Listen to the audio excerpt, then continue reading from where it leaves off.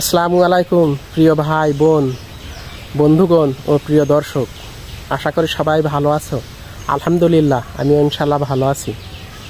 গত রাত্রিতে আমি মনে মনে চিন্তা করছিলাম যে মানুষ কেন এক হাত 4 আঙুল জমির জন্য দ্বন্দ্ব সংঘাত করে, মারামারি হানাহানি করে, আমিন নিয়ে এসে জমি মাপে এবং মেম্বার চেয়ারম্যান মোড়ল মাতবর নিমন্ত্রণ করে ডেকে নিয়ে এসে আবার সালিশ বিচারও করে। কেন জমির জন্য মামলা মোকদ্দমা করে? আর কেন এই মাটির জন্য আদিকাল থেকে, প্রাচীন যুগ থেকে, মধ্যযুগ থেকে আর আজকের আধুনিক যুগেও কেন দেশে দেশে যুদ্ধ হয় এবং গ্রামে গ্রামে সংঘাত হয় এই মাটির জন্য, এবং পারিবারিক দ্বন্দ্ব হয়, ভাই বোনের ভিতরে, ভাই ভাইয়ের ভিতরেও গণ্ডগোল মালিন্য হয়ে যায় এই মাটির কারণে।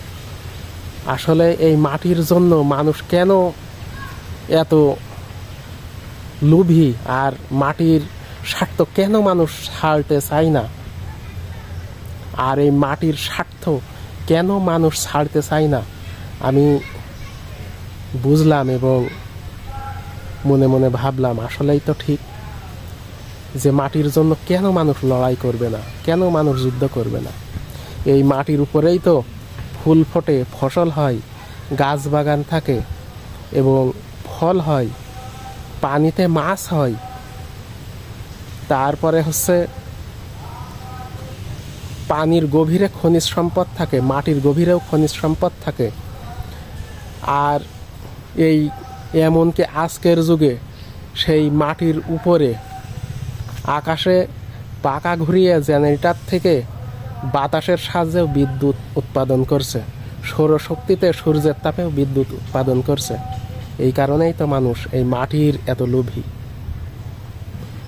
কিন্তু মানুষের যতক্ষণ নিঃশ্বাস আছে ততক্ষণ এই মাটির প্রয়োজন আছে, আর মৃত্যুর পরে কিন্তু ওই কবর ছাড়ার মাটির প্রয়োজন নেই। কিন্তু অতিরিক্ত স্বার্থলোভী হওয়া আবার ভালো না। তাতে পরিবারে, দেশে, গ্রামে এবং রাষ্ট্রেও শান্তি থাকে না। সবাই যদি একটু স্বার্থ ছাড় দেয় তাহলে কিন্তু সকল দেশের সাথে সকল দেশের দ্বন্দ্ব সংঘাত মিটে যায় এবং ওই মহাযুদ্ধ এবং এই প্রজার প্রাণহানি থেকে অনেক মুক্তি পায়, রক্ষা পায় এবং মানবতার জয় হয়। আর একটু যদি স্বার্থ ছাড়ে তাহলে কিন্তু ভাই বোনেও মিল থাকে, পিতা পুত্রই মিল থাকে, গ্রামে গ্রামে এবং দেশে দেশে সবার ভিতরে একটা মধুর সম্পর্ক বিরাজ করে। এই কারণে আমরা স্বার্থ আমাদের মানব জীবনের জন্য উপকারী, এটা ঠিক আছে, কিন্তু স্বার্থ লোভী হয়ে আমরা কিন্তু আবার অশান্তি ডেকে আনবো না প্রিয় বন্ধুরা। সবাই সবার স্বার্থ দেখব, সবাই সবার সুবিধা অসুবিধা বুঝে আমরা পৃথিবীর জীবন যাপন করব এবং পরকালের কথাটাই আমরা মাথায় রাখব। আচ্ছা, সবাই ভালো থাকেন। আল্লাহ হাফেজ।